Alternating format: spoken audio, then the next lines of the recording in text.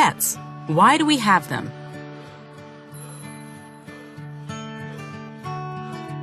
Two out of 3 American households keep an animal primarily for companionship. While these housemates may have scales, fins, fur, or feathers, people often view them as part of the family. In fact, in 2019, we spent an estimated $95.7 billion on our pets, not to mention untold hours caring for them. For over 50 years, psychologists have been trying to understand the appeal of animal companionship.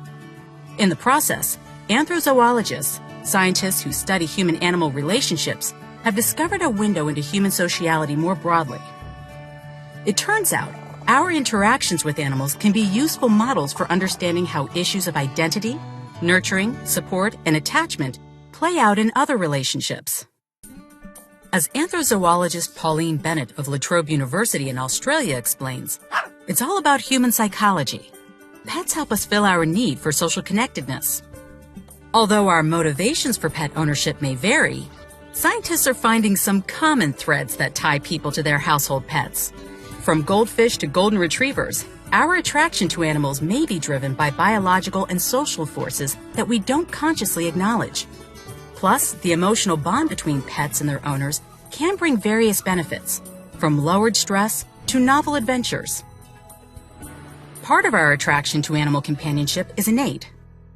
Psychologist Vanessa Lobu of Rutgers University and her colleagues have revealed that, when given a choice, toddlers spend more time interacting with live animals, whether fish, hamsters, snakes, spiders, or geckos, than they do with inanimate toys.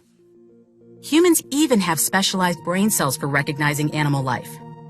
Researchers, led by Christoph Koch of the Allen Institute for Brain Science in Seattle, have found neurons in the amygdala, an area involved in emotions that respond preferentially to animal images.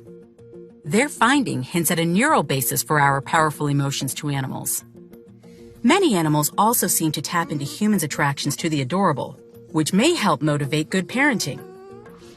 Behavioral researchers have long noticed that humans seem to have inborn positive responses to creatures with characteristics typical of human infants, such as wide eyes, broad foreheads, and large head-to-body ratios.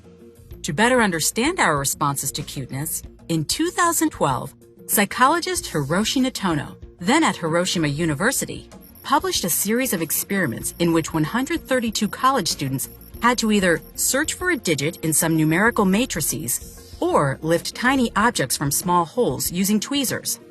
The students then viewed a series of photographs before attempting the attention or motor task a second time. Notono and his colleagues found that students who viewed adult animals or food, stimuli they rated as pleasant but not cute, did not improve between trials. But the students who saw cute baby animals performed the tweezer task faster and more dexterously and completed the visual search task faster the second time.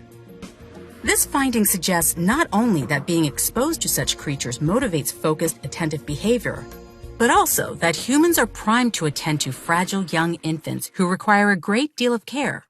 So it seems baby animals elicit the same instinctive responses in us that our own infants do.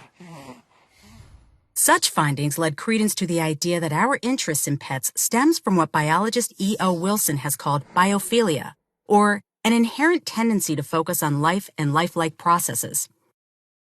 Our fascination with all manner of fauna might explain why people adopt such a wide range of animal life, from tarantulas to salamanders. Yet Wilson has also acknowledged that our interest in animals depends on personal and cultural experience. For example, dogs might be popular in many Western countries, but they're actually considered unclean in traditional Islamic communities. Indeed, psychologist Harold A. Herzog of Western Carolina University has argued that pet keeping is driven principally by culture. Herzog and his colleagues assessed the fluctuating popularity of dog breeds using the American Kennel Club's registry from 1926 to 2005. They found no relationship between a breed's health, longevity, or behavioral traits, such as aggressiveness or trainability, and its popularity. Instead, they found that the trends in top dogs seemed to shift suddenly, as if driven by fashion. 3 of the authors, including Herzog, further discovered that movies featuring specific dog breeds would boost that pooch's popularity for up to a decade. In the 10 years following the 1963 release of The Incredible Journey, which starred a Labrador retriever, people registered labs in the Kennel Club at an average rate of 2,223 a year versus just 452 a year during the previous decade. Extending these findings to other species, Herzog argued that people may keep pets simply because others do. As further evidence, he pointed to a brief turtle craze in the US, a koi fish fad in Japan, and what he jokingly identified as a short-lived epidemic of Irish setters. But even if imitation plays a role in their choices, most people still say they want pets for companionship. This friendship then sustains the connection despite the costs of ownership. In fact, some animal-human relationships feel similar in certain ways to human relationships. In a study published in 2014, Massachusetts General Hospital veterinarian Lori Pally and her colleagues used functional magnetic resonance imaging to measure brain activity in 14 mothers while they were looking at pictures of their children or their dogs, or at pictures of other people's children or unfamiliar dogs. The researchers found that the brain activation patterns evoked by images of the women's own children and dogs were very similar, and that those patterns were distinct from ones elicited by unknown children and canines, suggesting that maternal feelings may extend to animals. So, pets may actually help fill a need to nurture other living beings. An animal can also be on the flip side of this relationship, serving as a source of comfort. In the 1960s, Yeshiva University child psychologist Boris Levinson observed that troubled, socially withdrawn children became talkative and enthusiastic about therapy when his dog, Jingles, was present during a session. This observation spurred a series of investigations into whether or not keeping pets could improve well-being, many of which have shown there are benefits to having a pet, from stress relief to psychological support to emotional sustenance.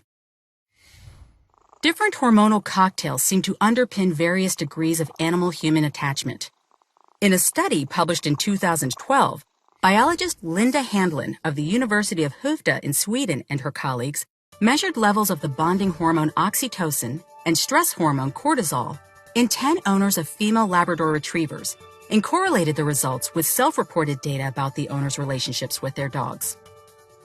Owners who had higher oxytocin levels and lower cortisol levels when interacting with their dogs tended to have closer bonds with their pets. People who frequently kissed their dogs, for example, had higher levels of oxytocin, and women who reported that they dreaded their dog's death had lower cortisol levels, perhaps because they rely on their animals for stress relief. And psychologist Andrea Beetz of the University of Rostock in Germany and her colleagues have found that interacting with animals may be an especially good buffer against stress for those who find human social interaction difficult. Some things are much easier with animals, Beetz says. They're easier to forgive, don't talk back, and there's less inhibition when it comes to physical contact. Yet pets are much more than just human substitutes. Many people with no obvious social deficits reap varied psychological benefits from owning a pet. A 2015 phone survey of Australian city dwellers found dogs were social icebreakers. A puppy can be a great way to meet neighbors. A small Korean study found that seniors who tended crickets for 8 weeks had improved mental states, perhaps because the responsibility gave their routine added meaning. In 2012, Pauline Bennett presented preliminary findings from a student, psychologist Jordan Shawn, who'd interviewed 37 dog owners who were personally and professionally successful and had an above-average connection to their animals. Among the benefits of dog ownership, this group reported, was amusement. The animals' antics made their owners laugh. Plus, many pet owners described their companion animals as instructors in a simpler, more virtuous lifestyle. Bennett and Shawn discovered that their highly successful subjects actually looked to their dogs as role models for a better life. People felt they could derive unconditional love and forgiveness from their dogs, whereas human beings seemed more likely to disappoint one another.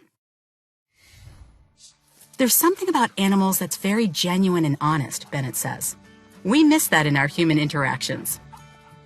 Bennett and other anthrozoologists acknowledge that owners project some of this dynamic onto their animals. An owner can read a response into an animal companion's behavior regardless of the animal's intentions. But these projections are precisely what make this field ripe for psychology. They reveal our own social needs and desires. Animal relationships may someday provide useful comparison points to human connections, a benchmark for investigating empathy, caring, and even decision-making. That these creatures can fit many molds while being so different from us makes these friendships uniquely valuable.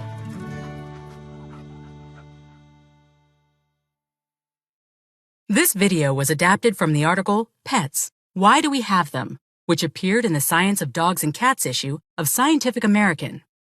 The author, Daisy Yuhas, is a science writer and features editor for the anthropology magazine Sapiens.